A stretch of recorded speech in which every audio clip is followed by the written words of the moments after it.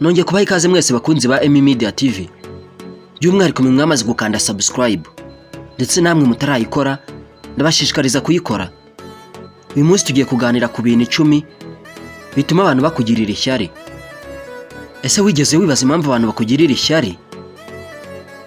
Reka turebe ibintu 10 bikunze kubitera. Mbahaye ikaze, nje mujye kubana ndi Emmanuel wihanganye. Icyambere, ubuhanga ndetse n'Imana idasanzwe. Iyo umuntu afite Imana idasanzwe, abantu benshi batabasha kwigereranya, ishyari riraboneka. Icya kabiri, gukora cyane no gutsinda. Abakora cyane bakagera ku tsinzi, akenshi bibyara ishyari ku batabashije kugeraho.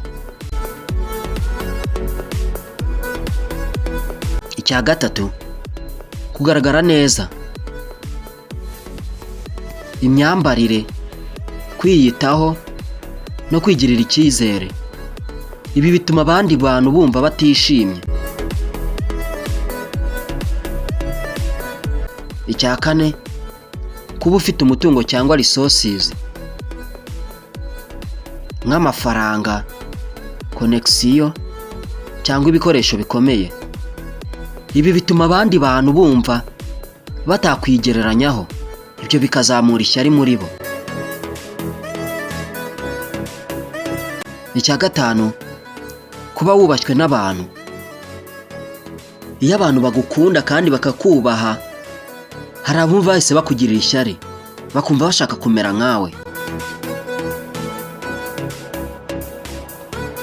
Icya gatandatu, kuba utekereza mu buryo bushya. Abanyamuryango bafite udushya n'ibitekerezo bishya, ibi bikurura ishyari. Icya karindwi, kuba ufite amahirwe cyangwa opportunities. Aha twavugamo nka scholarship, akazi keza cyangwa amahirwe yo gutembera. Ibi bikurura ishyari kuri abo ngabo bakubona cyangwa se abo bakwigereye. 8, kuba wifitiye icyizere cyangwa self confidence. Self confidence ni ikintu gikomeye ariko gishobora gutera abandi ishyari. 9, aha ni ukuba ugaragaza indangagaciro nziza. Twavugamo nk'ubutabera, ubumuntu ndetse n'ubupfura. Ibi bituma abandi bumva batakwigereranyaho, ibyo bigakurura ishyari kuri bo.